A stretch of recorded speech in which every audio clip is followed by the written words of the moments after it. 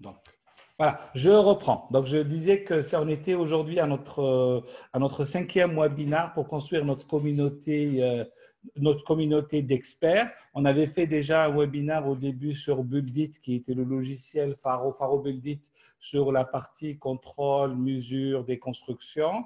On avait fait un webinaire sur le calcul de volume, un webinaire sur BIM 360 Autodesk avec la collaboration sur le cloud et les fichiers, l'échange de fichiers, la collaboration, etc.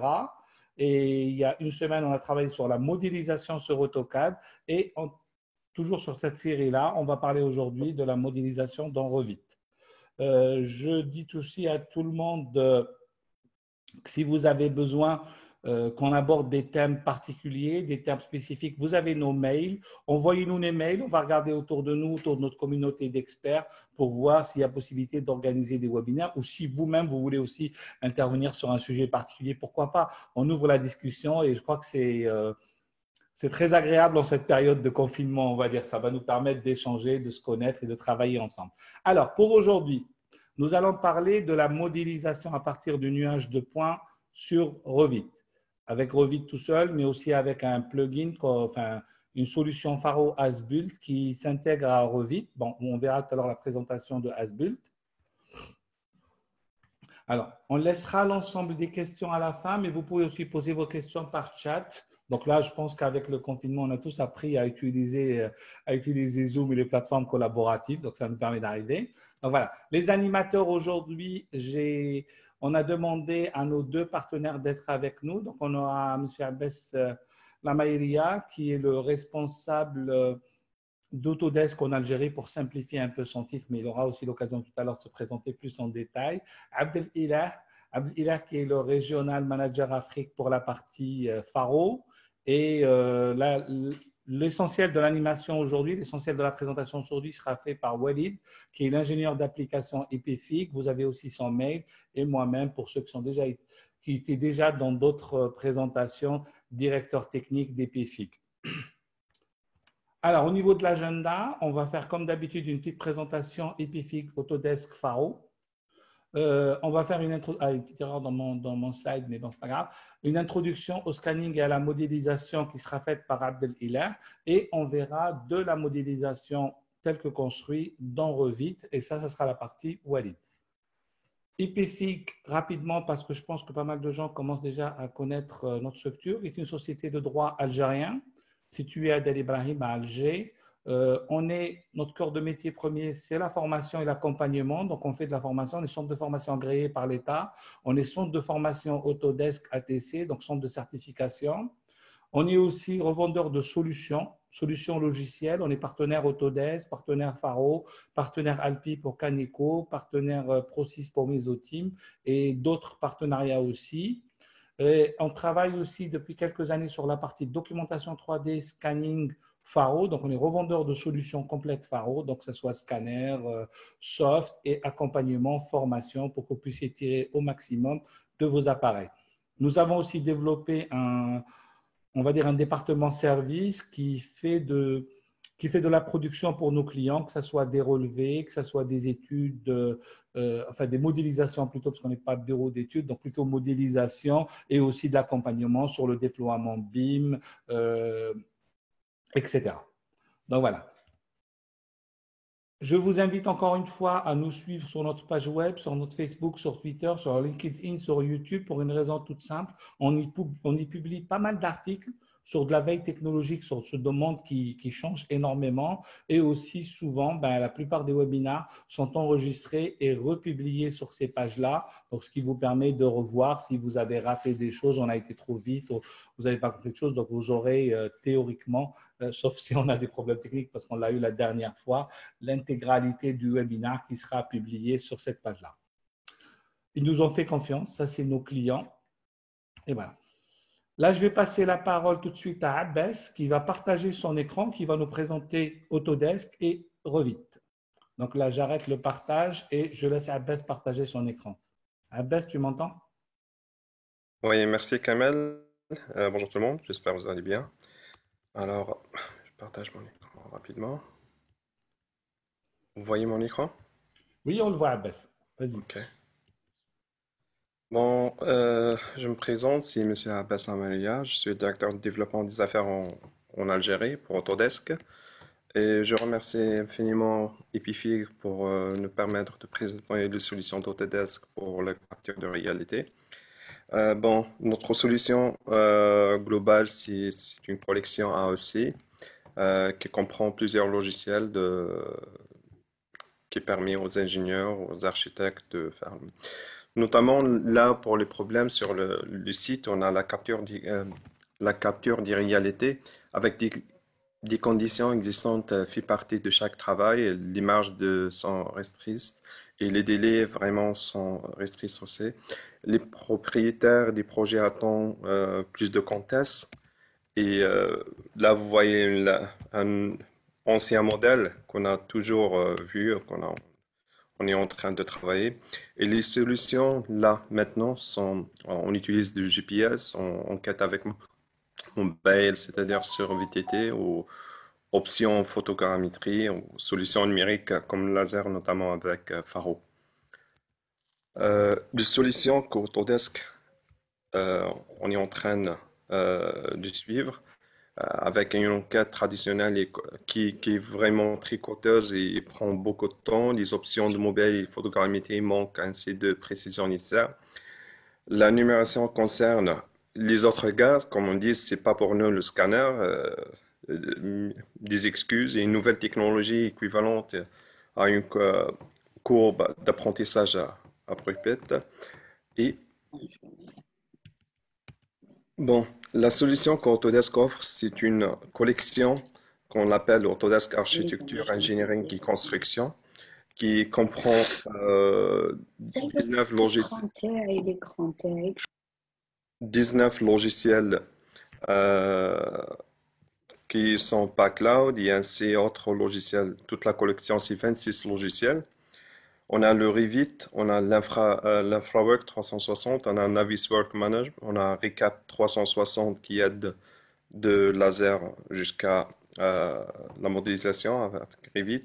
Et après, on a l'AutoCAD Civil 3D et ainsi AutoCAD Raster Design. Ces solutions sont désignées vraiment pour le travail d'ingénierie et d'architecture euh, normalement. La collection offre un workflow qui tient promesse la technologie, retour sur investissement à court terme sur une solution flexible, des technologies qui font gagner du temps et de l'argent, un workflow approprié offrant de la précision requise et une solution prise en charge avec votre partenaire Autodesk Epific. Un workflow qui fonctionne, on va faire une petite démonstration, c'est-à-dire, là vous voyez la collection qu'on a parlé, les problématiques qu'on a citées en avant. La solution, c'est de faire une analyse du site et vol effectif en une journée. Travailler avec précision dès le début. La numération offre un retour sur investissement convaincant par rapport au investissement de l'achat de la collection. Et la process de documentation peut être appris rapidement avec notamment notre partenaire EPIVIC avec un programme de formation très riche. Euh, Puis on a les solutions cloud qu'on a citées en avant. On a l'InfraWork qui a fait un contexte vraiment très riche euh, pour les urbanismes. Ainsi, on a Detail Engineering avec le Civil 3D et finalement avec le Revit qui le jour là on va parler pour les designs verticaux. Les problèmes et leurs solutions avec ces coûts d'acquisition qu'on a des par rapport au temps gagné et aux pertes d'argent d'acquisition par le site est vraiment très inférieur avec une capture des conditions en heures au lieu des jours et une capture au-delà de le site simple rentable. Euh, et là, c'est-à-dire, on va dire que les solutions Autodesk n'en sont rien sans notre partenaire Faro, que je passe la parole à Kamel. Les logiciels ne feront rien sans la machine. Merci beaucoup. Et si vous Exactement. avez que... Ouais. Merci Abdel. C'est Ouais, exactement le but de la démarche, c'est ouais. de voir qu'il y a un workflow en général. Dans le workflow, il y a du matériel, il y a du logiciel, et ça c'est super important parce que c'est vraiment dans la réussite, dans le maîtrise et l'esprit du workflow qu'on va optimiser nos méthodes de travail. Je laisse Abdel Ilah se connecter, partager son écran et qui va nous faire justement une présentation des équipements et des solutions Faro. Et il va introduire aussi le sujet avec Asbult. Abdel Ilah, c'est à toi. Bonjour, bonjour. Merci, merci Kamel. Bon, je remercie tout le monde. Merci d'avoir accepté l'invitation de IPFIG de participer à ce webinaire. Donc, moi, juste avant de commencer, j'aimerais bien si vous pouvez utiliser le menu chat, juste si vous pouvez écrire votre prénom, votre nom et le pays, parce que je sais qu'il y a certaines personnes, on n'arrive pas à les connaître parce qu'ils ont utilisé le nom de leur société. Si vous pouvez juste écrire prénom, nom et le pays. Donc, juste, on aimerait bien savoir les différents pays qui sont présents avec nous ici en Afrique. Donc là, je partage mon écran. Kemal, vous arrivez à voir mon Oui, écran? oui, on arrive à le voir. Super.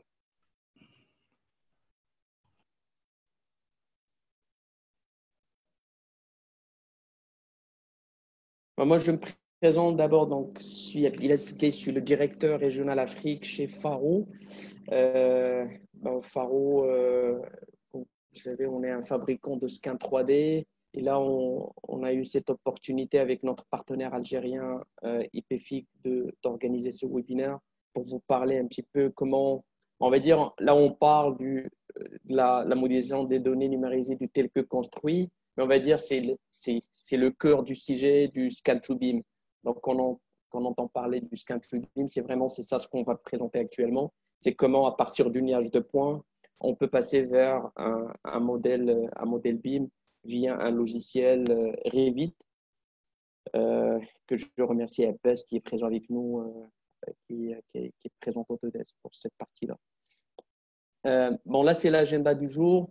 On va commencer par quelques définitions. Donc, ça, c'est juste un petit refresh pour savoir est-ce que tout le monde il va reconnaître ces mots, ces termes.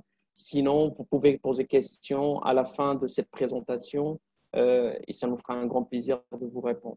Après, je vais vous parler des tendances et défis dans l'industrie de l'AEC. Donc, l'AEC qui est l'architecture, l'ingénierie et la construction. Je présente Faro brièvement.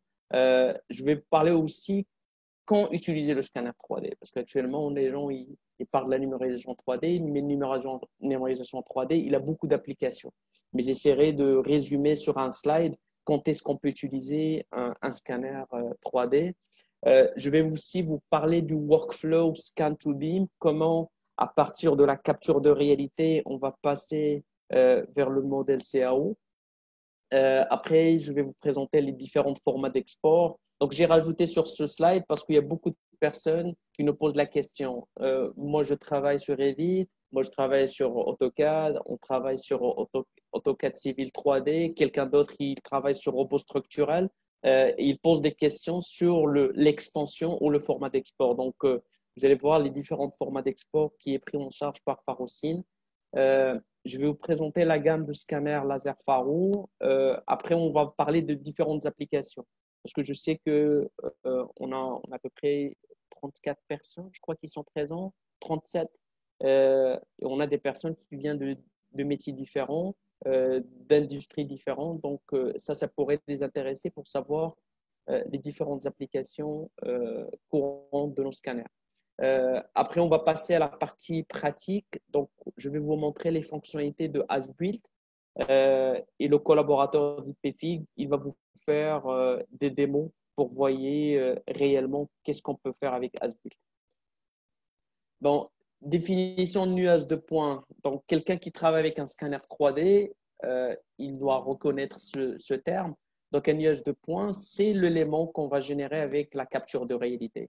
Donc, le scanner 3D, une fois il va numériser, on va générer du nuage de points. C'est le résultat de cette capture. Et avec cette capture-là, avec ces nuages de points-là, on va commencer à faire de la modélisation. Donc, un nuage de points, c'est juste un ensemble de points qui ont été acquis par le scanner, mais qui sont définis dans l'espace avec des coordonnées X, Y, Z. Donc, juste pour résumer et pour simplifier la définition. Le BIM, donc les gens qui viennent du monde de l'archi ou de l'ingénierie génie civil ou de la construction, donc ils connaissent ce terme qui est devenu une tendance, mais qui est devenu une pratique courante. Donc, tout le monde travaille sur une maquette numérique. Donc, le BIM, ce n'est pas un logiciel, ce n'est pas un outil, ce n'est pas une technologie, c'est un processus. C'est un processus qui permet à tous les intervenants qui travaillent sur un projet AEC de travailler sur un modèle collaboratif technologique. C'est pour ça qu'on parle d'une maquette numérique. Donc là, j'ai listé tous les principaux logiciels et actuellement, on a la chance avec nous dans ce webinaire d'avoir le leader mondial dans le domaine, on va dire, les logiciels qui sont destinés au BIM, qui est Autodesk. Réalité augmentée, réalité virtuelle. Je veux juste éliminer cet écran-là.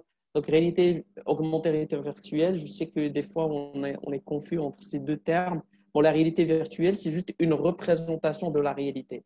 Donc, c'est juste une représentation ou une technologie ou une visualisation qui remplace le monde réel là où on vit. Donc, on peut simuler un bâtiment qu'on a conçu ou qu'on a capturé. On peut simuler, par exemple, un musée. Donc, je ne sais pas si vous avez eu l'occasion de visiter des musées. Ils vous donnent des casques pour faire une visite virtuelle à ce musée. Donc, cette visite virtuelle, dans la plupart du temps, il a été réalisé ou capturé par un scanner 3D ou par la photogrammétrie. Donc, des appareils photo qui vont faire de la prise de photos et à partir de là, on peut créer une visite virtuelle. La réalité augmentée, c'est une chose ou c'est une technologie qui permet d'intégrer des éléments dans la réalité virtuelle. Je pense que les gens qui ont visité, moi j'ai vu ça dans des musées européens, même aux États-Unis. Donc on peut entrer dans un musée, on touche à un tableau et si on met un casque, il va nous faire sortir les définitions ou les descriptions de ce tableau. Et là, on rajoute une réalité augmentée à la réalité virtuelle. Donc, c'est pour ça que j'ai écrit ici. C'est une technologie qui permet d'intégrer des éléments virtuels en 3D en temps réel au sein d'un environnement réel. Ça, c'est très intéressant pour les gens qui travaillent dans la modélisation. Ils vont créer leur modèle 3D. Après, ils peuvent rajouter des objets dans le modèle 3D pour montrer à leurs clients comment la maquette ou comment la construction ou l'objet il sera conçu si on rajoute des nouveaux objets. Bon, là, j'explique les différentes dimensions actuellement dans un projet de construction. Vous savez qu'actuellement, la plupart des architectes, moi je parle sur le marché africain, la majorité, ils travaillent toujours en mode 2D, sauf que le 2D maintenant, il sera dépassé, on va dire, c'est une dimension qui sera obsolète, mais qui reste quand même utile pour certaines applications. Donc, on a le 2D qui concerne les plans papier, qu'on a toujours dans le domaine BTP. On a le 3D qu'on utilise actuellement dans le monde du BIM. Et on a le 4D ou le 5D. Bon, le 4D, c'est juste on rajoute un élément de temps. Donc, un élément de temps, ça c'est intéressant. Par exemple, on a deux bâtiments qui ont été capturés. On va dire, on a un bâtiment qui a été capturé dans deux temps différents. Et on est capable, avec un logiciel Faro, de comparer la structure ou l'architecture ou la surface de deux bâtiments qui ont été capturés dans deux temps différents. Et c'est pour ça qu'on rajoute l'élément 4D qui est très intéressant aussi dans la partie de suivi de chantier. Donc, les entreprises qui travaillent dans le domaine du bâtiment, ils font un suivi de chantier. Donc, rajouter un élément ou une dimension de temps, c'est très important. Le 5D, c'est juste, on va rajouter la donnée de gestion de quantité et estimation de coût. C'est ça ce qui est super dans le BIM, c'est qu'on arrive à quantifier et estimer le coût d'un projet, même avant l'exécution. C'est ça ce qui est intéressant dans le monde du BIM. Différence entre photogrammétrie et lasergrammétrie, donc c'est très simple. Photogrammétrie, les gens qui utilisent les drones, vous savez que la majorité des drones actuellement, ils utilisent un appareil photo. Donc, il y a un appareil photo, c'est des prises de photos et on va générer un modèle maillé sous forme de mèche. Pour info, ça existe aussi des drones qui peuvent porter des scanners laser. Donc, qui dit scanner laser, ça veut dire c'est pas des photos, mais c'est pas du mèche aussi, mais on parle des nuages de points. Donc, chez Faro, on est capable aussi, avec le même scanner que vous voyez sur la photo, ce scanner, on peut l'aéroporter avec un drone et on peut faire des relevés topographiques avec un drone. Donc, laser grammétrie, c'est très simple. C'est un mode de relevé topographique 3D qui permet de réaliser des mesures précises à l'aide d'un dispositif de télémètre à balayage. Donc, des fois, vous allez entendre aussi le mot LIDAR. Donc, un LIDAR, donc c'est le cas, par exemple, pour moi, un scanner terrestre, ça reste un LIDAR. Mais la plupart du temps, quand on entend LIDAR, c'est surtout des avions qui portent un scanner laser. Donc, pour simplifier, quand vous entendez un LIDAR ou un scanner terrestre, on parle de la même chose. Ici, j'ai voulu présenter sur ce slide une enquête qui a été faite par un organisme américain. Donc, chaque année, ils font une enquête auprès des géomètres américains sur l'usage de la technologie. Malheureusement, je n'ai pas les données pour les dernières années, on va dire 2017, 2018 et 2019. Mais là, j'ai tiré quand même quelques infos de 2015-2016, juste pour voir que le scanner 3D, il prend de la place dans la liste des équipements utilisés par un géomètre. Donc, vous voyez, en 2015, on était sur un taux d'utilisation de 27%. Et en 2016, on est passé à 32%. Donc, 2019, juste pour vous dire, le scanner, il n'est plus un accessoire, il n'est plus optionnel. C'est devenu un équipement important et essentiel pour que le géomètre ou le topographe exerce son métier. Moi, j'ai pris l'exemple de géomètre, mais actuellement, un ingénieur civil, un bureau d'études, une société de construction, un architecte, le scanner, lui aussi, est très important dans ce métier. Donc, par la suite, je vais vous montrer pourquoi le scanner est très important pour tous ces professionnels. On voit ici aussi les tendances et les défis. Parmi les tendances, les architectes actuellement, ils continuent à nous impressionner et nous surprendre avec leur qualité de travail, avec l'architecture qui est très complexe. Donc, on voit des bâtiments qui sont très complexes. Et je suis fier de dire qu'en Afrique actuellement, on voit des beaux bâtiments, on voit des belles constructions.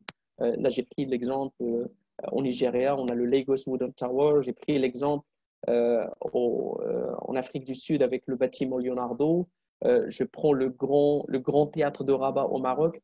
Et ça, c'est des projets réels. On les voit actuellement en Afrique. C'est pas du virtuel, c'est réel.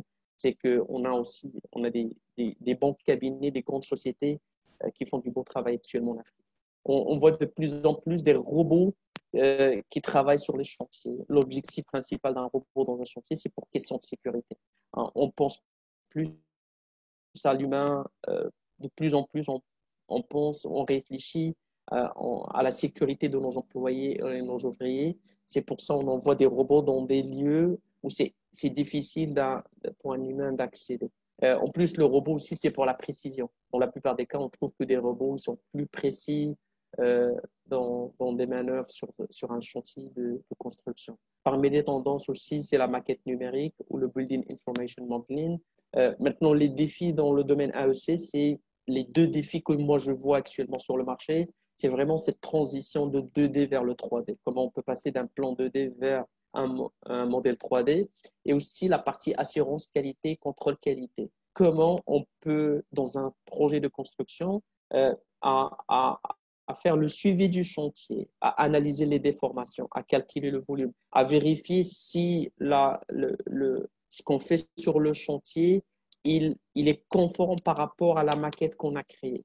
Comment on peut faire ça? Donc, tout ça, ce sont des défis. J'ai résumé ça en assurance qualité, contrôle qualité. Et là, j'ai parlé de la solution. La solution actuellement, c'est avoir des outils qui peuvent nous permettre de capturer la réalité, de faire de la documentation 3D, mais en même temps analyser, vérifier, inspecter, calculer, mesurer, tous ces outils qui vont nous permettre de faire tout ça.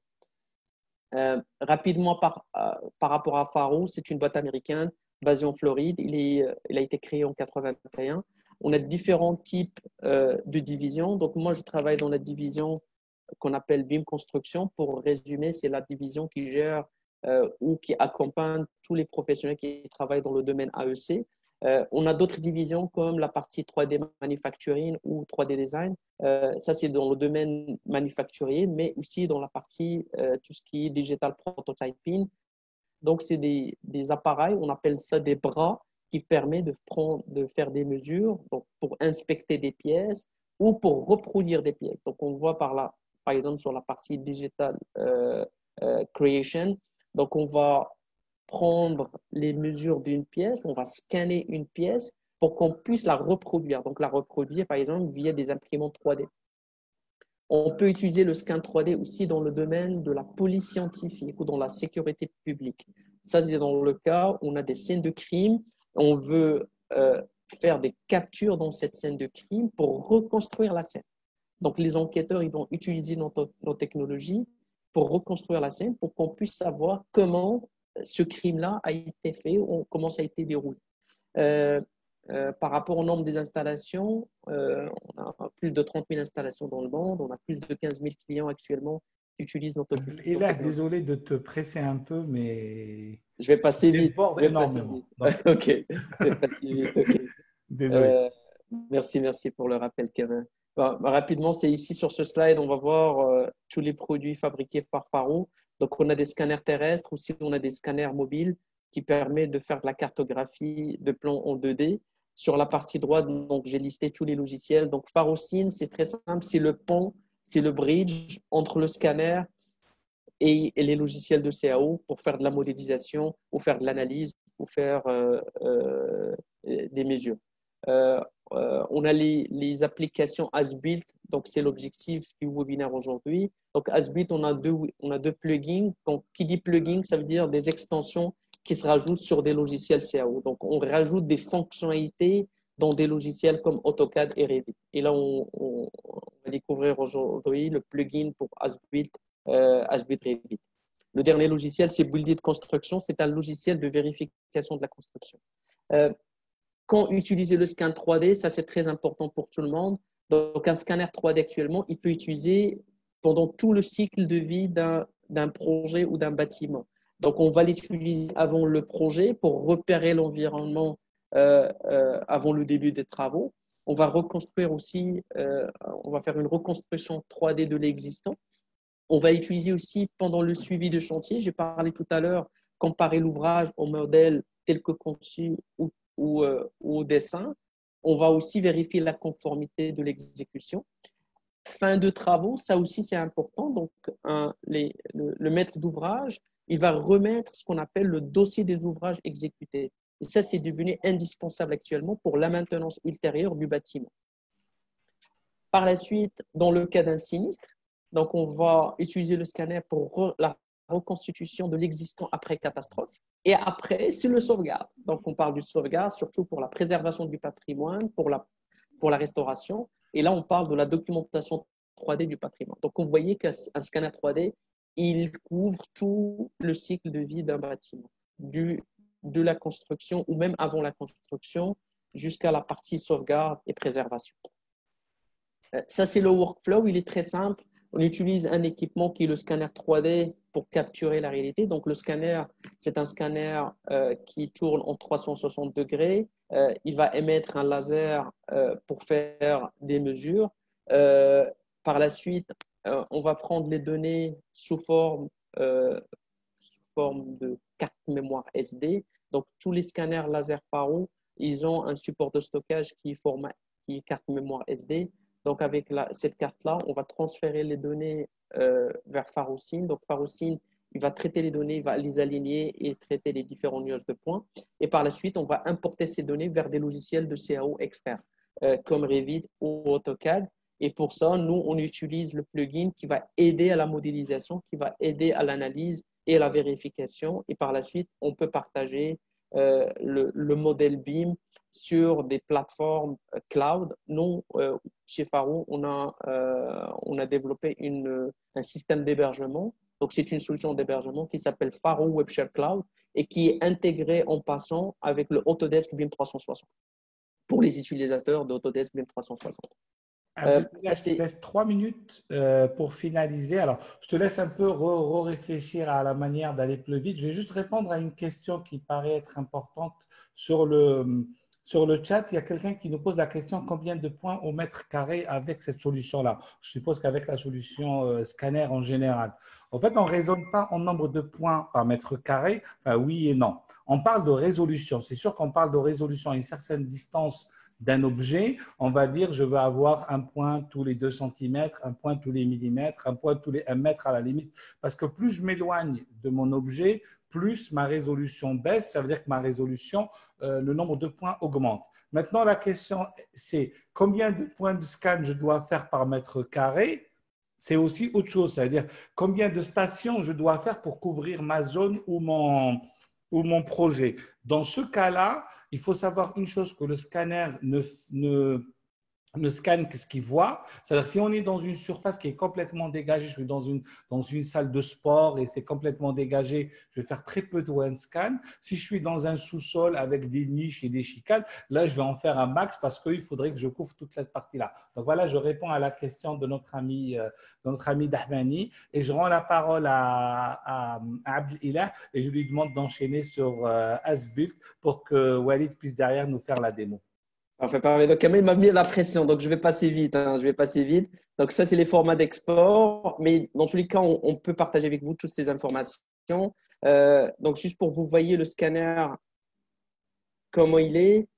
On a le scanner actuellement le plus petit, le plus léger au monde et actuellement le plus performant au monde. Quand je dis le plus performant et le plus léger, ça veut dire actuellement, on est le seul fabricant qui offre un scanner qui pèse 4,2 kg et qui permet de faire une numérisation avec une vitesse de 2 millions de points par seconde avec une précision de 1 mm. Donc, 1 mm de précision, juste pour se rappeler de ça, 1 mm de précision, 2 millions de points par seconde pour la vitesse de capture avec un poids de 4,2. Donc, l'avantage du poids, c'est comme on peut l'aéroporter, on peut l'intégrer dans des solutions, par exemple, de cartographie mobile ou ce qu'on appelle aussi mobile mapping. Donc, vous voyez le scanner avec un écran tactile, le même interface, donc on peut scanner directement à partir du scanner ou on peut scanner à partir d'un smartphone ou un PC portable parce que le scanner, il peut être connecté via le Wi-Fi, via un smartphone ou un PC portable. Les différentes applications actuellement dans le domaine de l'AEC, donc on peut utiliser le scanner soit dans le domaine de l'ingénierie, du génie civil, topographie, architecture, construction, dans le domaine ingénierie, soit ça peut être dans le domaine pétrolier ou d'autres domaines d'ingénierie. On peut l'utiliser aussi dans la partie heritage, donc tout ce qui est préservation du patrimoine. Bon, là, je passe, pour ne pas tarder beaucoup, je laisse la parole à l'équipe EPFIC pour vous montrer Asbuilt. Merci. Merci Abdelilah. Sachant qu'on pourrait peut-être revenir sur les diapos que tu avais préparés, c'était pas mal, mais ça peut être un résumé aussi. Après, on verra en fonction du temps. Je te redonnerai peut-être la parole sur la partie synthèse sur cette partie-là. Alors, je vais partager mon écran. Cette fois-ci, c'est moi qui partage et je vais prendre la présentation de Walid. C'est moi qui vais la diffuser pour une raison toute simple, c'est une question de débit. J'ai un meilleur débit que lui et que… Voilà. Walid, tu peux parler. Je vais essayer de te faire passer ton diapo. Alors, bonjour tout le monde. Merci, Monsieur Qadri. Merci, Abdelilah. Merci, Abbas. Donc, maintenant, on va attaquer la partie pratique de ce plugin. On va voir un peu la démonstration en quelques exemples. On va citer 5 exemples. La modélisation sans Asbuilt, ça veut dire la modélisation seulement avec Revit à partir d'un nuage de points. Et la modélisation avec Asbuilt où on va voir un exemple avec architectural, un exemple pour les ingénieurs mécaniques, un exemple pour les ingénieurs en structure. Donc, pour mon premier exemple, ça va être la modélisation seulement avec Revit à partir d'un nuage de points. Un petit souci d'écran, oui. J'arrive. Attends, excusez-moi. Je repartage l'écran. Écran 1 partagé parce que la présentation ne sait pas. Voilà, vite. Elle arrive. Elle est là. Voilà, ça c'est les aléas du direct et ça vous permet de voir qu'on est bien sur la partie directe. Elle me passe en point noir. Elle ne marche pas ta présentation. Voilà, c'est la troisième. C'est la troisième, je sais, mais… Voilà, c'est ça. Pourquoi elle ne tourne pas? Donc, voilà. Donc, l'exemple 1, alors, attendez, on va aller en haut. Donc, des mots. Donc, Bon, L'exemple 1, on va réessayer, sinon je les passerai en mode… voilà. d'accord. Bon, le premier exemple, comme on a dit, c'est la modélisation sur le vide directement à partir d'un nuage de points. On va aborder dans cet exemple l'importation d'un nuage de points dans le vide, la modélisation des portes et la modélisation des murs, des portes et des fenêtres directement sur le vide. Bon, on a préféré d'enregistrer les vidéos, les exemples sur des vidéos pour éviter toute surprise. Donc, la première des choses, c'est d'ouvrir normalement le fichier avec un gabarit. Moi, personnellement, j'ai utilisé le gabarit défaut Frafra et je vais importer directement mon nuage de points afin de le positionner et l'insérer. Donc, dans cet exemple, c'est un fichier RCP. C'est un fichier RCP qui est le bâtiment d'EPIFIG, comme vous voyez. J'ai utilisé notre siège, notre bâtiment d'EPIFIG. On peut voir aussi la 3D pour voir à peu près comment ça s'affiche dans le vide. On voit bien le bâtiment qui est scanné. Donc voilà. Voilà, c'est le bâtiment d'EPIFIG, notre siège. La première des choses, je vais positionner mes niveaux pour commencer à travailler. Donc, je vais…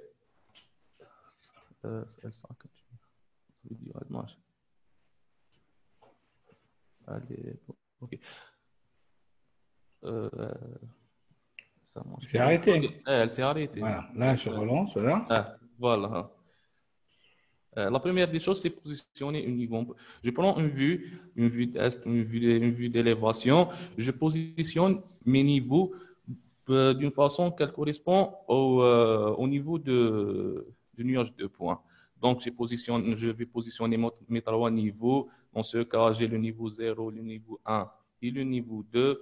Je vais les positionner exactement sur le bon endroit pour définir la contrainte inférieure de mes murs et de mes sols. Ensuite, je peux aligner mon nuage de points ou je peux aligner ma vue. Vu que je travaille pas en collaboration, donc je peux bouger mon nuage de points. Sinon, je peux garder la position et changer seulement l'orientation de la vue. Donc, pour travailler d'une manière à l'aise, je vais aligner mon nuage de points. Voilà. Et régler la plage de la vue afin de mieux voir les épaisseurs des murs. Voilà, je règle ma plage de la vue pour une meilleure visibilité des murs. Vous voyez ici le plan, c'est un plan de deuxième niveau. La vue en plan de deuxième niveau après le positionnement des niveaux. Donc, vous voyez bien, je peux coter les épaisseurs de murs. Les gens, ils voyaient mes lèvres bouger tout à l'heure. Donc, j'ai des murs de 15 et des murs de 35. Les murs intérieurs sont à 15, les murs extérieurs sont à 35. Je modélise le développement pour… Je modélise la plateforme normalement, modélisation par esquisse. Pourquoi je veux par là? Monsieur Khadri. Oui. C'est possible de couper le micro? Oui. D'accord. Bon, voilà mon sol, le sol de deuxième niveau. Ensuite, je vais dupliquer et créer un mur et le dupliquer avec le même épaisseur que j'ai déjà coté. J'ai un mur de 340 mm, donc je vais créer un mur en dupliquant un mur de famille. Je peux changer aussi le mode visuel afin que je puisse voir le fond de mon plan. Et je modélise normalement, comme si je travaille sur un fond d'AutoCAD. Donc, seulement c'est un nuage de points. Alors, je fais mon contour, le contour extérieur de bâtiment. C'est une modélisation très simple, même les accrochages sont valables ici. Bon, c'est arrêté maintenant. Excusez-moi, vous avez reporté le dessin ou bien Pardon. Non, j'ai avancé. J'ai fait ici le contour extérieur. Voilà, c'est un nuage de points. D'ailleurs, c'est un fond d'un nuage de points où comme si je travaille sur un fond AutoCAD. C'est juste j'ai positionné le nuage de points. Donc, il n'y a pas une méthode de convertir directement le dessin. On ne voit pas par la suite. Avec Asbuild, c'est possible. C'est la modélisation. Justement, la différence entre les deux méthodes, c'est que dans cette méthode-là, le nuage de points nous sert comme un fond de calque. Ça veut dire qu'on s'accroche dessus, on va mesurer pour faire les murs, etc.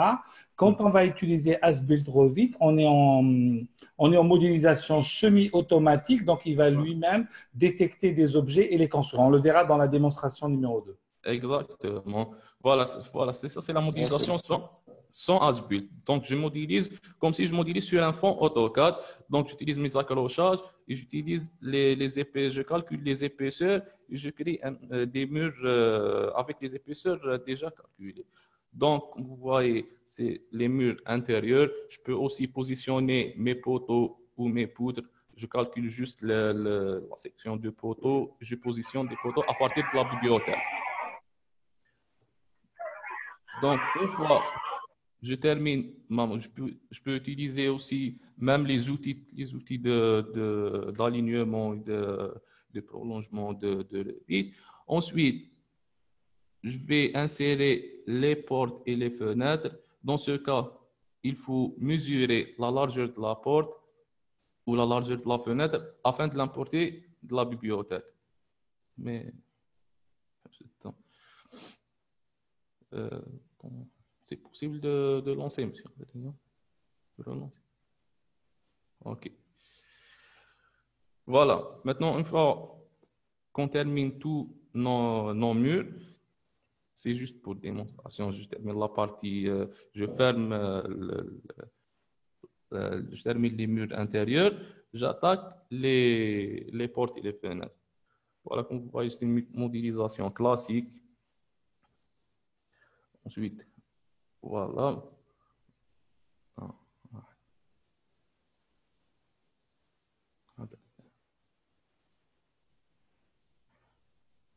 Avant, je suis avant. Avant.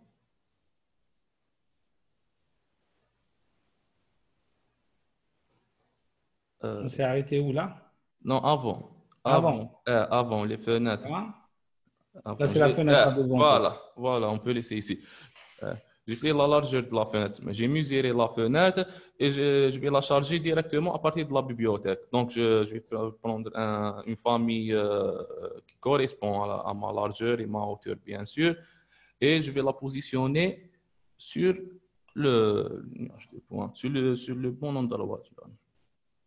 Donc, je vais m'aligner directement sur le nuage de points. La même chose pour l'autre côté de fenêtre. Ensuite, je mesure ma porte. Par exemple, j'ai une porte de 80 cm ou de 78 cm. Je vais directement importer la porte à partir de la bibliothèque et de l'insérer. Choisir la direction et insérer directement. C'est une modélisation classique, comme si c'est un fond AutoCAD ou c'est un fond PDF. C'est juste ici, c'est un nuage de points qui est bien pris ici. Donc, c'est la dernière porte.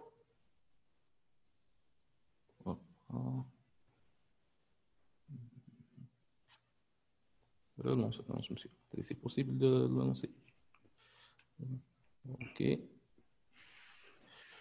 Voilà. C'est la dernière porte. On va regarder les murs qui sont bien alignés sur le nuage de points. Donc, je règle seulement les altimétries, les hauteurs des fenêtres, de mes fenêtres, où les accrochages sont toujours valables avec le nuage de points. Je peux utiliser les accrochages pour positionner mes fenêtres.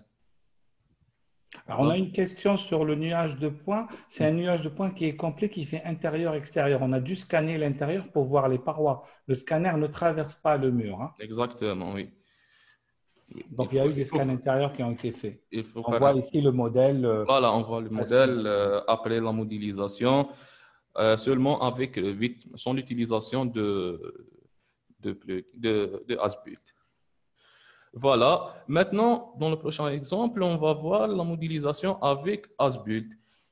Donc, on va voir la différence, quels sont les avantages de ce programme et comment on va travailler avec Asbuild. Bon, c'est le premier exemple. C'est le premier exemple. Là. C'est possible de partager mon écran, peut-être. J'ai peur pour le débit, mais on peut essayer. Je préfère essayer. Allez, vas-y, j'arrête mon partage, prends, et si ça plante, on revient chez toi. Ok, on revient, enfin, on revient chez moi. Je laisse Walid partager parce que j'essaie de partager pour lui, mais c'est vrai qu'il y a un décalage entre la voix et la vidéo. Mais on avait fait un essai sur son débit, c'était pas extra. Là, il va réessayer lui, on verra si ça, ralentit, on reviendra sur le. Vous arrivez à voir mon écran? Oui, on arrive à voir. Vas-y, Walid. D'accord. Dans cet exemple, alors, on va aborder la modélisation avec Asbuild, où on va voir comment Asbuild va préparer le nuage de points, comment on modélise des murs et des fenêtres et des portes à partir du plugin Asbuild. Donc, dans ce cas, dans cet exemple, j'ai préparé déjà un exercice où j'ai commencé déjà la modélisation. J'ai laissé seulement la partie de démonstration à présenter. Donc, je recharge voilà, c'est la première partie modélisée. On va essayer de modéliser la deuxième partie de cette pièce. Donc, je recharge mon nuage de points, mon fichier RCP. Je vais le recharger normalement à partir de son fichier, son emplacement d'origine. Voilà la pièce. On voit que la première partie elle est bien alignée. Donc, le but, c'est de modéliser le reste de la pièce. Dans la vue de niveau 1, bon, les niveaux sont déjà réglés, etc. On va essayer de modéliser cette partie, ce mur-là et ce mur-là avec les portes et les fenêtres. Donc, la première étape, c'est de préparer le nuage de points. La chose qui ne fait pas Revit, Revit ne fait pas cette étape. Donc, Asbuild, il a la capacité de préparer un nuage de points. Donc, le but, c'est d'avoir une vue plus lisible et plus détaillée pour permettre au Asbuild de détecter les épaisseurs de murs, les différents détails. Donc, il va analyser, il va prendre quelques minutes où j'ai avancé la vidéo. On va bien l'analyse, comment Asbuild analyse les différentes parties du nuage de points, où il nous donne un plan plus détaillé et plus clair par rapport au scan. Donc, il va créer, on a sélectionné l'option de créer une copie d'une vue, où on va voir cette vue après le traitement de plan.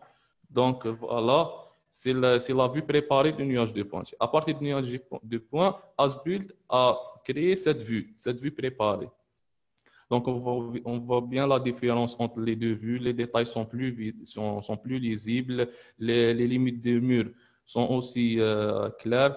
On peut mettre les écrans côte à côte, les vues côte à côte pour voir bien la différence entre les deux vues. La vue avant et après la préparation, on voit bien qu'il y a une différence de qualité, de graphisme. Donc, à partir de cette vue, on va commencer la modélisation. Voilà, c'est les détails de la vue. Donc, pour commencer la modélisation, dans l'onglet Asbuild, voilà, on va à l'onglet, on ferme, c'est bon, on ferme la vue du nuage de points. On travaille seulement avec la vue préparée. Dans l'onglet Asbuild, on a l'outil ajuster des murs. Il suffit juste de définir les contraintes supérieures et commencer l'ajustement. Le principe est très simple. Il suffit juste de cliquer 2 points dans le mur et Asbuild va analyser le mur et détecter l'épaisseur. Donc, ici, il me détecte l'épaisseur. Il me dit que j'ai une épaisseur de 400 mm et il me propose le meilleur ajustement possible. Contrairement au le travail directement avec Revit, il faut calculer l'épaisseur. Peut-être ça risque qu'il n'y a pas beaucoup de précision. Par contre, ici, je vois qu'il y a plus de précision où il va me proposer le meilleur ajustement je peux choisir ce type ou choisir un autre type et l'insérer avec adaptation. Donc, Asbuild va, si je choisis un autre type de mur, Asbuild va dupliquer automatiquement le mur et le positionner. Dans ce cas, j'ai un mur qui s'adapte directement. J'ai inséré le deuxième mur. La même chose, en 2 clics, Asbuild analyse et propose le type de mur qui correspond. Je peux toujours annuler et répéter l'analyse pour voir s'il n'y a pas des erreurs. Dans ce cas, on voit bien qu'il a détecté un petit décalage de 5 mm. Voilà. J'ai un épaisseur ici de 395. C'est bien de confirmer toujours les épaisseurs en annulant et en répétant la commande. Dans ce cas, je peux insérer le dernier type, mais cette fois avec adaptation. Donc, il va me créer un type de 395 mm, mais de la même famille précédente. La même procédure se répète. J'ai le petit mur de séparation. Seulement en 2 clics, il me détecte ici, j'ai un épaisseur de 45. Je peux l'insérer, je peux utiliser n'importe quel type de mur et l'insérer avec adaptation. Voilà. Le dernier type. Dans ce cas, j'ai la partie gauche qui n'est pas très claire, donc il ne va pas me détecter l'épaisseur. J'ai ici un épaisseur inconnu, mais il me propose les derniers types utilisés. Dans ce cas, je peux utiliser le dernier type de 395 parce que c'est la même paroi. Je peux basculer les faces ou inverser, soit avec Asbuild, soit directement avec Revit. Donc, après qu'on a terminé la modélisation des 4 murs, il faut vérifier l'alignement des murs, s'il y a des décalages, s'il y a des écarts. Dans ce cas, il faut mesurer les angles entre mes murs. Je vois bien qu'il y a des petits décalages de virgule. Les angles ne sont pas parfaitement droits. C'est pour ça que Asbuild propose aussi un outil d'alignement des murs.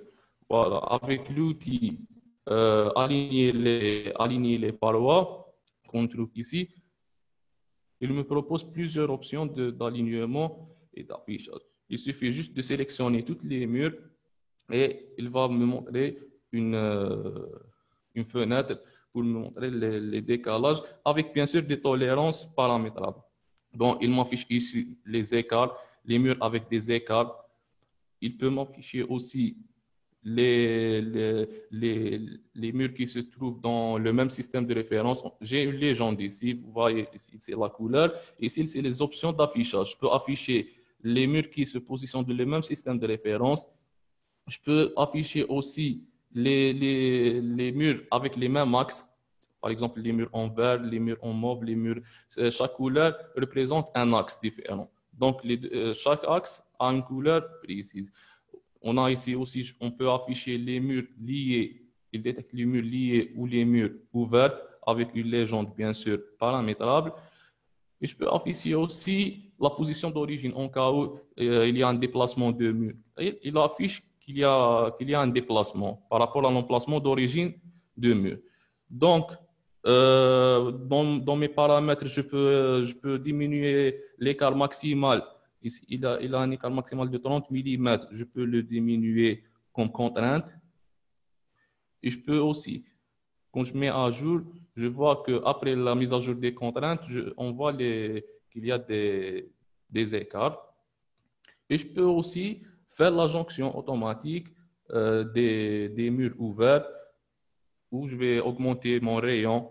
Ici, je veux augmenter mon rayon. J'ai un rayon de 500 mm, je peux augmenter par exemple à 2 mètres.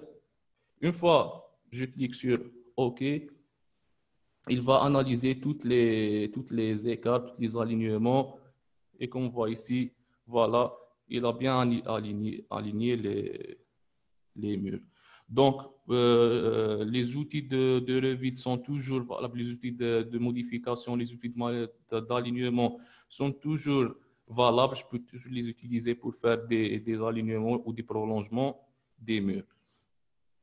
Donc, après la modélisation des murs, on passe à la modélisation d'une fenêtre. Walid, juste une petite question que je prends sur le chat parce que c'est en relation avec ce que tu fais. Alors, le principe est le même. Quand il y a des questions qui ne sont pas dans ce qu'il est en train de présenter, on prendra un moment pour y répondre. Quand c'est directement lié à ce qu'il est en train de faire, je me permets d'interrompre Walid. Alors, il y a une personne qui me dit, est-ce que la modélisation se fait sur l'axe, sur le nu intérieur ou extérieur dans Revit par rapport à Asbult?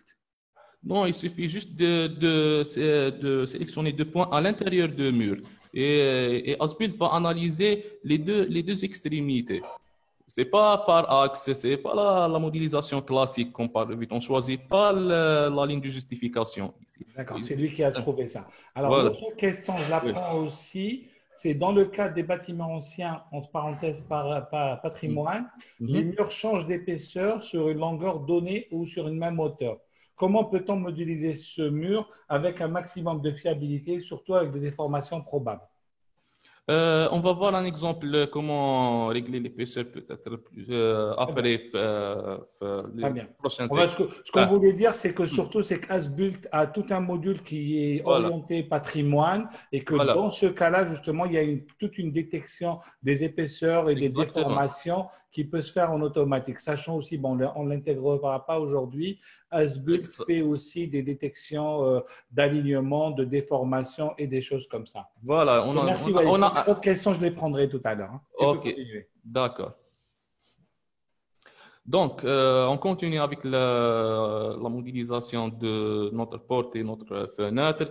J'utilise ici un clipping box ou une zone de coupe afin de mieux afficher ma façade. J'utilise une vue. Seulement, je peux travailler en 3D ou en 2D. Je positionne ma vue pour qu'elle soit une vue de face. Donc, je peux diminuer ma transparence pour bien voir le nuage de points, la transparence de mur, bien sûr, pour bien voir le cadre de ma fenêtre. Donc, pour modéliser, par exemple, cette fenêtre, c'est pas comme Revit, il faut calculer la largeur ou la longueur. C'est juste dans la commande paroi, de la commande, pardon, fenêtre, il suffit de sélectionner le type volu. Bon, chargé dans le gabarit, bien sûr, j'ai un type et cliquer que je veux sélectionner que je veux créer un nouveau type. Je sélectionne le mode de projection et l'option de commande. Dans ce cas, j'ai besoin seulement de 2 points. Il faut sélectionner seulement les 2 extrémités, le point inférieur gauche et le point supérieur droit. Et Asbult va créer automatiquement la fenêtre dans l'emplacement exact. Voilà, seulement en 2 points, on voit que la fenêtre a été créée, a été bien créée et bien positionnée dans son environnement. Voilà, et voilà la fenêtre, notre fenêtre. La même chose, on va faire pour la porte. Il suffit juste de sélectionner la commande porte dans l'onglet Asbult qu'on voit ici et sélectionner cette fois les 4 points.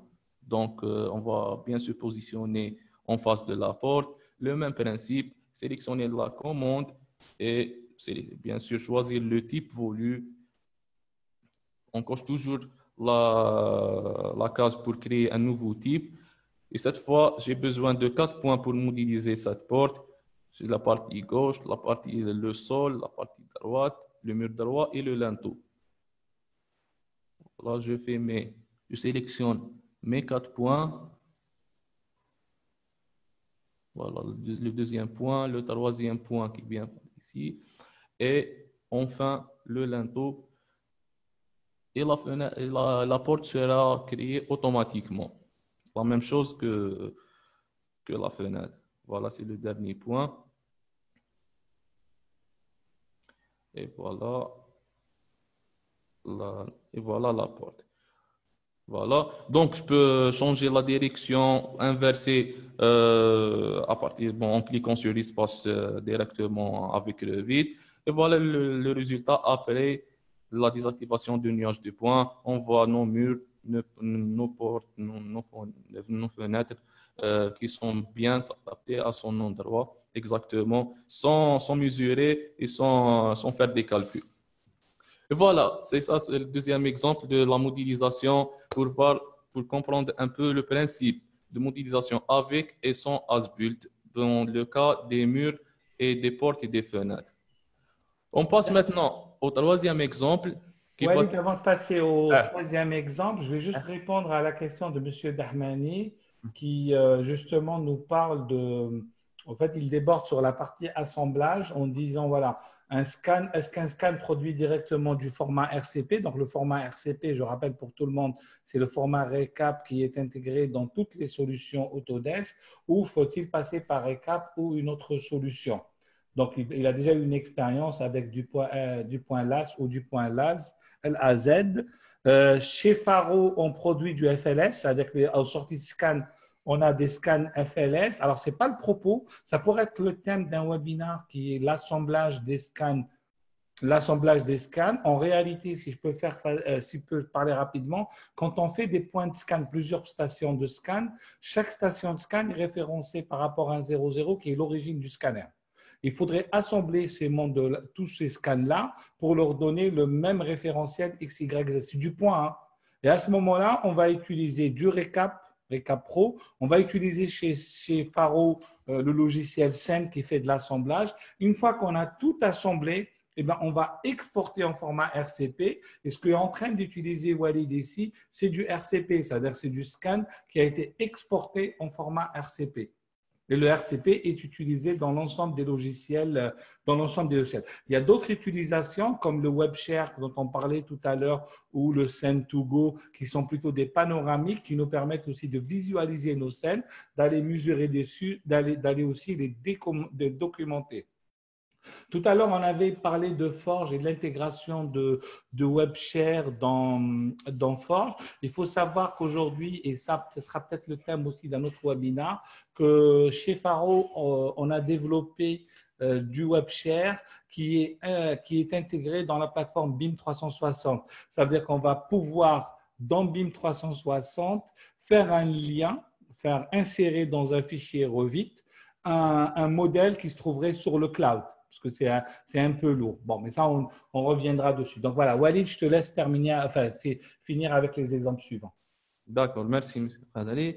Donc, on enchaîne avec le troisième exemple. C'est beaucoup plus, ça concerne les ingénieurs en mécanique. On va voir comment créer des conduites de tuyaux. On va aborder dans cet exemple la modélisation des tuyaux dans as-built, le placement des raccords, l'alignement des conduites et enfin l'insertion des accessoires de tuyauterie. Donc, on commence notre exemple. Toujours, j'ai préparé un exemple où j'ai inséré un nuage de points découpé. Je vais seulement le recharger pour modéliser seulement la zone voulue. Ce n'est pas la peine de prendre un grand nuage de points. Donc, c'est un nuage de points pour une conduite. C'est un fichier RCP. Voilà. Vous voyez, ici, il est en train d'intégrer le RCP. Le RCP est un lien. Hein. C'est-à-dire vraiment, il vient en lien, en fichier lié. Il n'est pas dans le Revit. Nous, on a eu par expérience un travail sur une modélisation. On était plusieurs. Donc, on a utilisé BIM 360 pour partager le projet. Mais comme les nuages de points étaient très lourds, chacun avait le propre copie RCP sur sa machine, ce qui permettait de partager du Revit et ne pas de partager, par exemple, le nuage de points. Vous voyez, c'est une des solutions. Mais c'est du lien. C'est juste pour illustrer cette partie que c'est du lien. OK, Walid. Merci, M. Donc, voilà notre nuage de points qui est découpé. C'est une conduite qui contient des tuyaux, des raccords et des accessoires. Donc, on va essayer de modéliser cette conduite avec as-built. Donc, dans ce cas, ce n'est pas la peine de préparer le nuage de points parce que ce n'est pas un plan. On commence directement l'ajustement. Dans l'outil ajuster, on a un outil qui s'appelle ajuster les tuyaux. Donc, il faut choisir seulement le niveau associé et le système de tuyauterie. Ça dépend de la discipline. Donc, je vais choisir un système autre ou quoi et commencer la modélisation. Le principe est le même. Il suffit juste de sélectionner 2 points à l'intérieur de la conduite. Donc, je sélectionne 2 points et Asbult détecte automatiquement le diamètre de mon tuyau. Donc, il me propose le meilleur ajustement possible dans ma bibliothèque. Sinon, il va dupliquer un type existant avec adaptation. Donc, c'est le premier tuyau. La même chose pour le deuxième tuyau. Je commence l'ajustement. Je clique le premier point et le deuxième point. Il y a quelques fichiers qui manquent seulement. C'est pour ça que ce message s'affiche. Alors, il a détecté le diamètre. On voit ici que le diamètre détecté est de 240. Je choisis n'importe quel type ou je choisis avec adaptation. J'insère avec adaptation. Je peux modifier le diamètre extérieur, modifier le diamètre nominal ou le diamètre intérieur. Donc, il a détecté un diamètre et je peux toujours le personnaliser. Donc, dans ce cas, j'utilisais déjà un exemple, un type utilisé avant. Je continue avec le troisième tuyau. Il détecte, je peux toujours annuler et répéter pour confirmer que le diamètre il est bien calculé. Je sélectionne mon type, le type à partir de ma bibliothèque, à condition qu'il soit disponible dans la bibliothèque. Et la dernière conduite. Voilà, il me donne la vue 3D de cette canalisation. J'insère le type, comme on a déjà fait. Maintenant, on peut faire les raccords. Donc, comme vous voyez, je ne peux pas utiliser l'outil ajusté de Revit parce qu'il ne se positionne pas dans les mêmes plans de référence. Dans ce cas, il faut utiliser l'outil placer des raccords. Donc, il faut sélectionner juste les 2 extrémités et Asbult me demande de choisir le meilleur raccord parce qu'il y a plusieurs types qui peuvent être effectués. Concernant l'angle, il fait automatiquement un angle de 90, mais si je coche utiliser n'importe quel angle, il va me donner l'angle exact parce qu'il y a un petit décalage entre l'angle exact et l'angle détecté. Je peux aussi toujours déplacer manuellement avec les outils de Revit, les outils de déplacement. Je peux prolonger mes conduites si nécessaire. Et sinon, je vais continuer avec mes raccords. J'ai ici un raccord en forme T. La même chose, placer le raccord, sélectionner l'extrémité. Cette fois, j'utilise seulement une extrémité parce que j'ai un raccord en forme T. Et je sélectionne le raccord qui correspond. Donc, voilà, je peux basculer la direction facilement. Je peux aussi changer l'angle ou faire un décalage. Décalage soit graphique, soit numérique. Je peux décaler manuellement par un déplacement ou je peux entrer la valeur de décalage pour bien positionner. Ensuite, il y a un outil pour faire les connexions. Donc, il suffit juste de positionner. Ensuite, on fait les connexions automatiquement.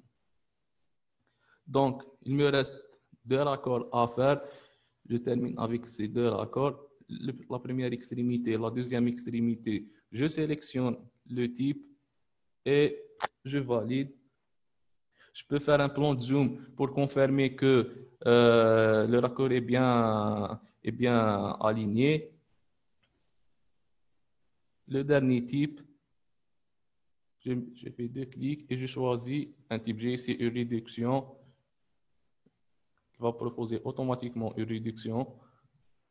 Donc voilà, j'ai modélisé maintenant mes tuyaux et mes raccords. Je peux désactiver mon nuage de points pour voir la modélisation sans nuage de points.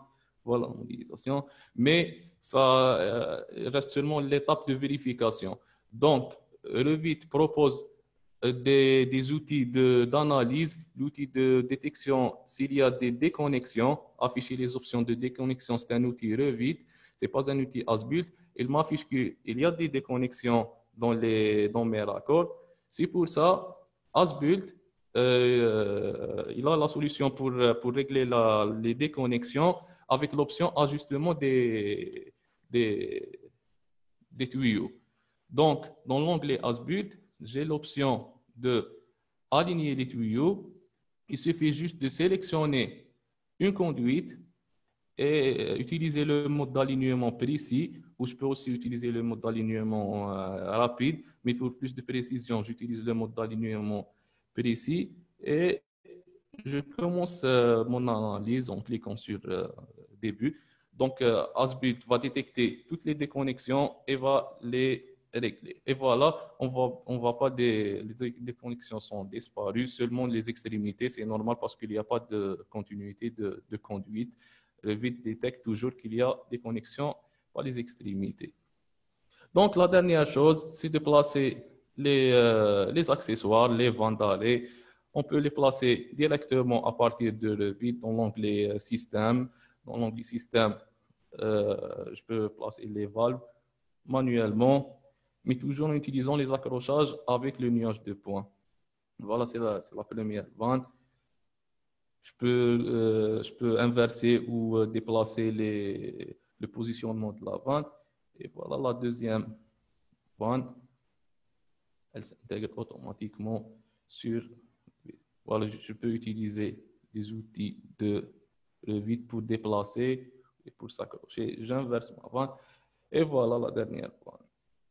Voilà, c'est à peu près comment modéliser une petite conduite, un exemple, une démonstration pour modéliser une conduite de tuyauterie avec les conduites, les raccords et le positionnement des accessoires à partir d'un nuage de points.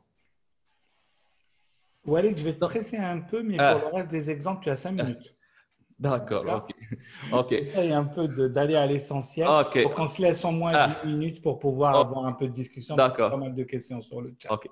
Le prochain exemple, c'est un exemple pour la construction métallique. C'est pour les ingénieurs de structure métallique. Le même principe. J'ai préparé déjà l'exemple. On va voir juste comment modéliser les poutres et les poteaux à partir de nuages de points. Donc, voilà, c'est le début de modélisation. Le but, c'est de créer les deux poutres ici, les deux poteaux. Donc, je charge, comme d'habitude, on charge les fichiers RCP. Voilà mon nuage de points qui est bien calé sur la modélisation.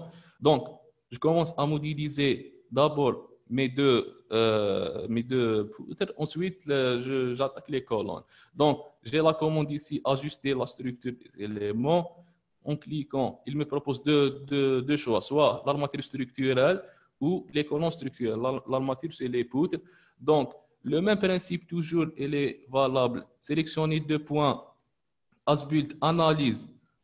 Il va analyser le nuage de points et me propose la section qui est le meilleur ajustement de la section. Je peux recalculer toujours, je peux choisir à partir de ma bibliothèque, je peux je peux modifier la position de la tranche. Une fois je valide mon choix, je clique sur insérer avec ajustement. Le même principe pour la deuxième, parce que c'est pas la peine de détecter, je vais utiliser directement le deuxième, la même famille. Maintenant, pour les colonnes, le même principe, je vais choisir colonne structurelle, détecter le type, et je vais faire 2 points, et il va analyser la section et me proposer le meilleur ajustement possible. Bon, j'ai choisi une section et je valide la section. Le même principe. Et le poteau sera automatiquement positionné. Maintenant, pour fermer cet encadrement structurel, on a l'option d'aligner les éléments structurels. Donc, pour ce cas, il suffit juste de sélectionner la commande et choisir directement la tolérance et l'extension maximale, pardon. Choisir l'extension maximale de fermeture et Asbult va automatiquement fermer cet encadrement structurel. Il va analyser, il va fermer automatiquement les poteaux et les poutres. Et maintenant, on peut voir la structure complète qui s'aligne parfaitement sur le nuage de points. Bon, j'ai allé un peu rapidement sur cet exemple. C'est juste pour voir le principe, pour finaliser avec le dernier exemple avec VitreServe, c'est qui concerne la modélisation visuelle au temps réel. VitreServe, c'est un programme qui vient avec Asbult, où on peut modéliser directement à partir d'une image à 360 degrés. Une image panoramique à 360 degrés. Bon, c'est un fichier PVP. Donc, j'ouvre le fichier, j'ouvre mon fichier où je trouve mes images panoramiques à 360 degrés, où à partir de ces images, je peux modéliser directement sur le vide visuellement. Donc, je fais rien sur le vide, j'utilise directement le programme VitreServe. Pour cela, il faut utiliser juste un gabarit spécial Faro qui vient avec le Faro Template RTE pour pouvoir modéliser sur le vide.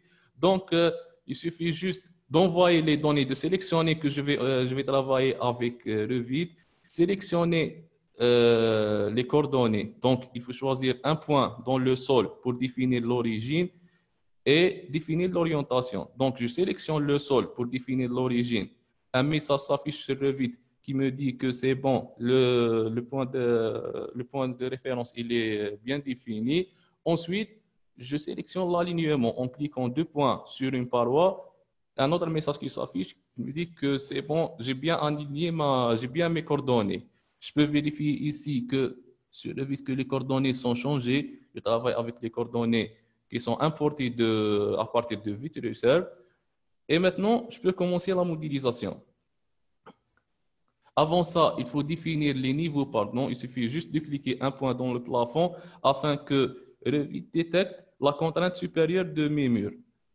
Donc, je peux voir dans l'élévation que le niveau a été bien détecté. Donc, on voit ici, c'est le niveau 2 et le niveau 0. Il a détecté une épaisseur de 2400 mm. Donc, pour commencer la modélisation, pardon, je vais mettre en plein écran. Donc, pour commencer la modélisation, il suffit juste de cliquer deux points dans chaque mur.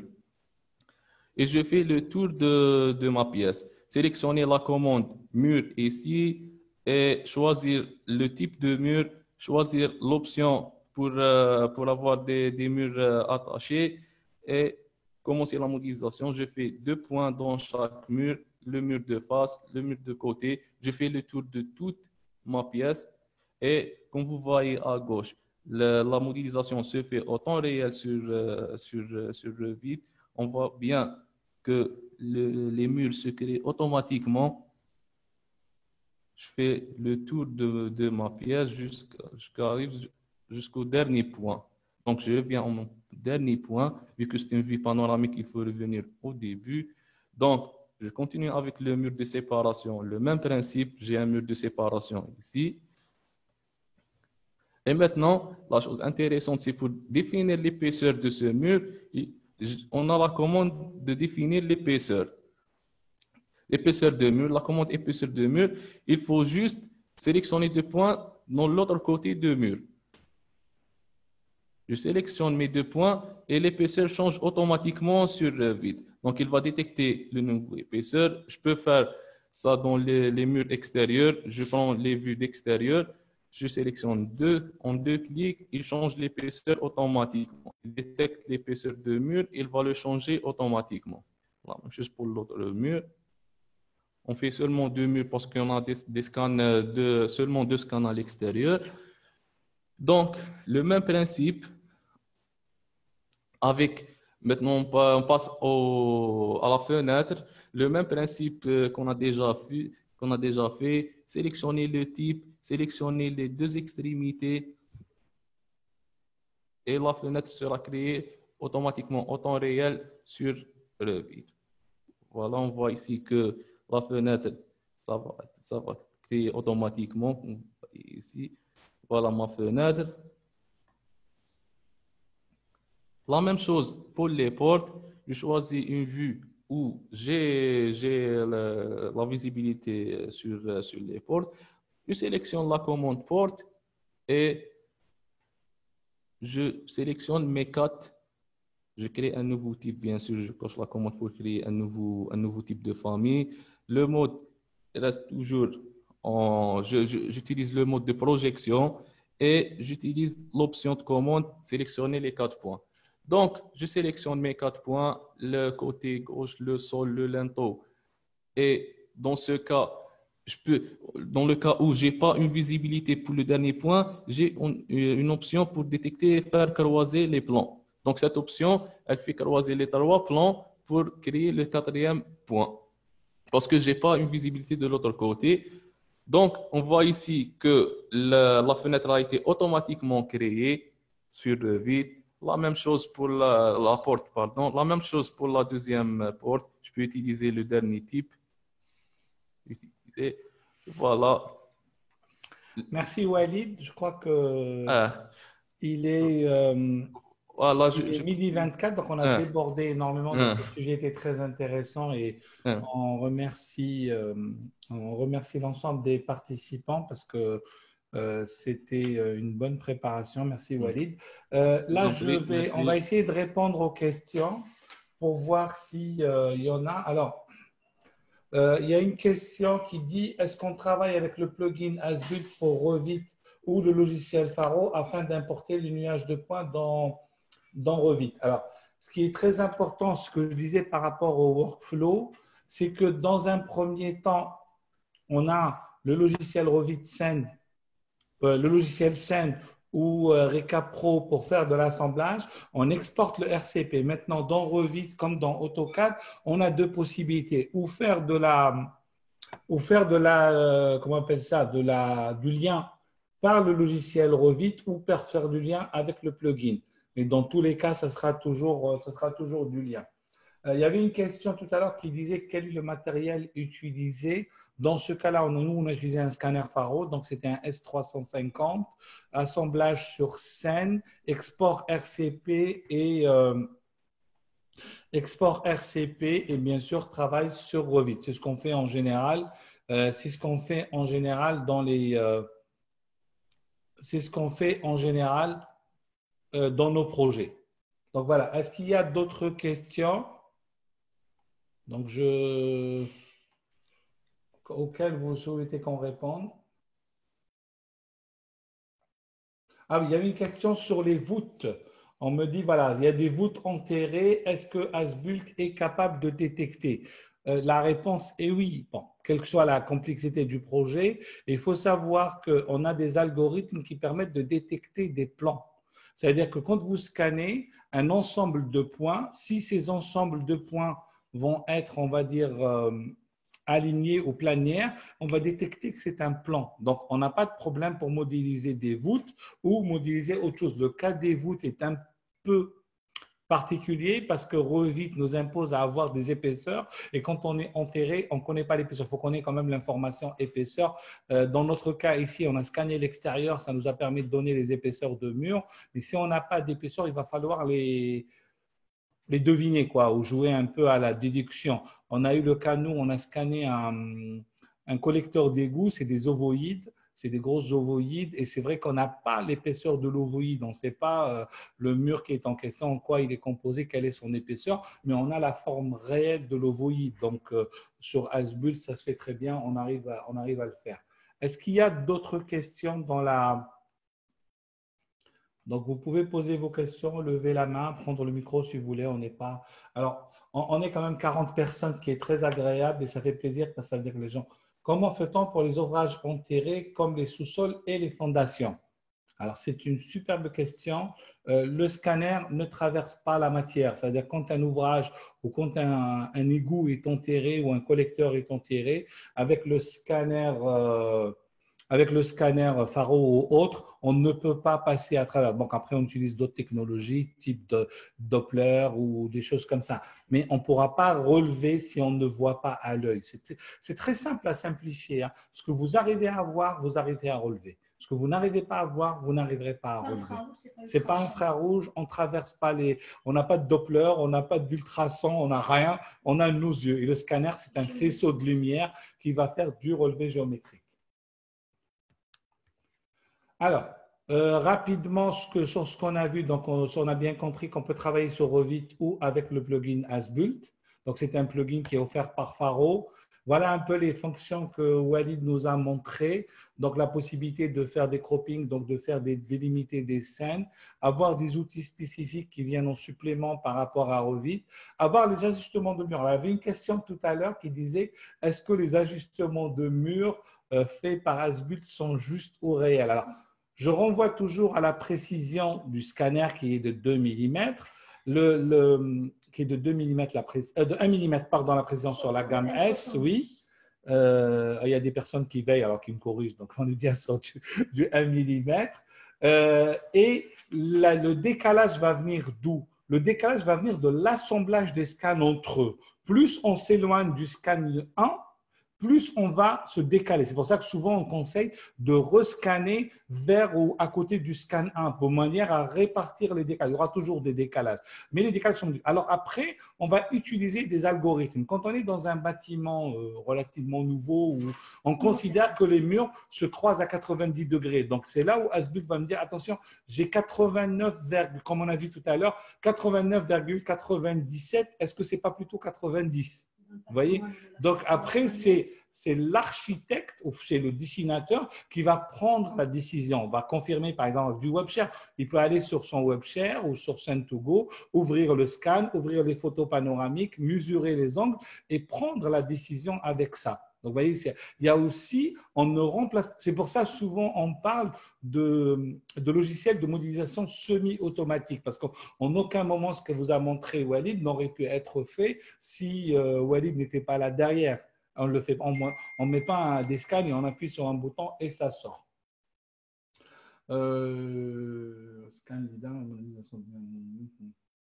Alors, j'ai une question dans le cadre du coût du financement. Comment cette solution… Alors, attendez, après, je répondrai à la question de Madame Fadela après, mais bon. Dans cette solution, elle modélise par méthode ROI sur un projet de réhabilitation, par exemple, sans passer par un relevé classique et moins coûteux. Faut-il faire un équilibre? C'est une question très intéressante par rapport au patrimoine sur le retour sur, le retour sur investissement. C'est quelque chose qui est très important. C'est vrai qu'au jour d'aujourd'hui, les scans, ce sont plus ou moins, on va dire que les prix ont relativement baissé, mais ça reste relativement des investissements chers pour beaucoup d'entreprises. Après, est-ce que je passe par un système de location banque? Est-ce que je passe par une location matérielle chez quelqu'un qui en a? Est-ce que j'en achète? Ça, c'est des choix qu'on va faire à l'intérieur des entreprises. Tout ce qu'on sait, c'est qu'on va gagner énormément de temps et on va gagner de l'argent. Alors, je vais vous parler d'un petit retour d'expérience sur Jama Al-Brani à Alger avec l'architecte qui était mandaté par la wilaya. Donc, vous savez que tous, enfin, vous savez, ceux qui habitent à Alger le savent, Jama Al-Brani, c'est un bâtiment de la période ottoman et qui a eu des dégâts avec un écroulement du mur. Et entre-temps, on a enlevé un peu de l'habitat insalubre, on a découvert des duellettes dans le même assemblage, mais tout était en très, très mauvais état. Donc, l'architecte qui devait étayer, donc mettre du bois partout, me dit, voilà, je dois étayer rapidement, mais je dois relever avant d'étayer. Donc, s'il doit relever manuellement, ça fait 6 mois de relever.